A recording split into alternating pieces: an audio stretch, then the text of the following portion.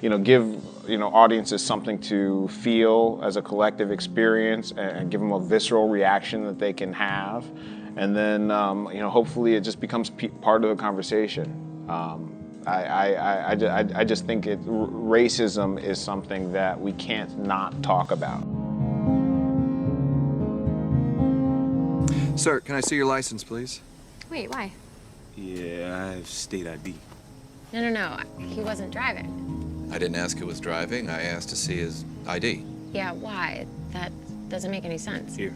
You don't have to give him your ID because you haven't done anything wrong. Baby, it's okay. Come on. Anytime there's an incident, we have every right to ask. Well, Ma'am,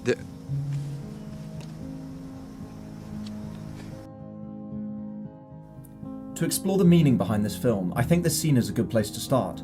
There's a lot of key information here that outlines what first-time writer-director Jordan Peele is trying to achieve. To most, the meaning behind the film is obvious. It's about racism. But there's more to it than that, and it's not the type of racism you might expect. Let's get a bit of context here. As directorial debuts go, it doesn't get much better than the critical success Jordan Peele has enjoyed. The famous sketch comedian, notable for his show Key and Peele, shifted genres. This had been coming for a while, as he'd said for many years that he wanted to make a horror film. Technically, this wasn't his first horror. I mean, if you count this.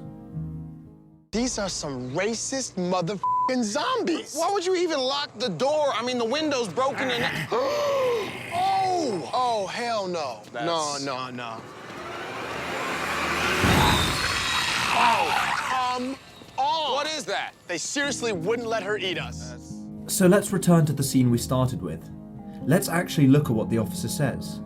Is he far out of line? No. He's polite, orderly, and simply asked to see the license. If Peele is trying to present racism, it's not the blatant form. There is no unnecessary violence shown by the policeman, no resting his hand on his gun, no serious threat.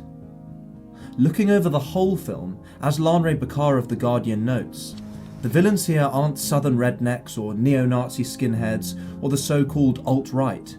They're middle-class white liberals, the kind of people who read this website. In this way, what Peele is trying to satirically represent through much of this film is how such people can unintentionally make life hard and unpleasant for black people. Peele mocks liberal ignorance in a manner that the left have frequently used as a method of criticising the right throughout history: satire. It is certainly interesting to see Peele turn the tables in this film. Others have taken this same idea further. Some believe that this is a satire on the so-called West Wing liberals, to represent that, although their efforts to assist racial minorities have good intent behind them, they often do more damage than good. Bakare stated that in this film, liberal ignorance leads to the gruesome conclusion, but in the real world, liberal ignorance leads to complacency, and that's just as dangerous. Overall, I think what Peele wants you to take away from this film is the fact that racism isn't dead. It's alive and well. But just because the average black man in America may not suffer the racial abuse and degradation they did half a century earlier, that's not to say that racism can be ignored as an issue. He is also trying to note the fact that liberals, however good their intention, can often participate in making the lives of racial minorities difficult. He's not saying you're a bad person if you say things like, "I would have voted for Obama for a third term if I could," when talking to someone who is black, but rather, by putting us in the shoes of Chris, we understand how life can be unintentionally made difficult for such people. I think Ollie Richards from Empire magazine sums it up best when he says, "To call it the most important movie of the year so far makes it sound possibly rather worthy. That's not true at all. Get Out is a comment on a highly complex situation that's also a total blast."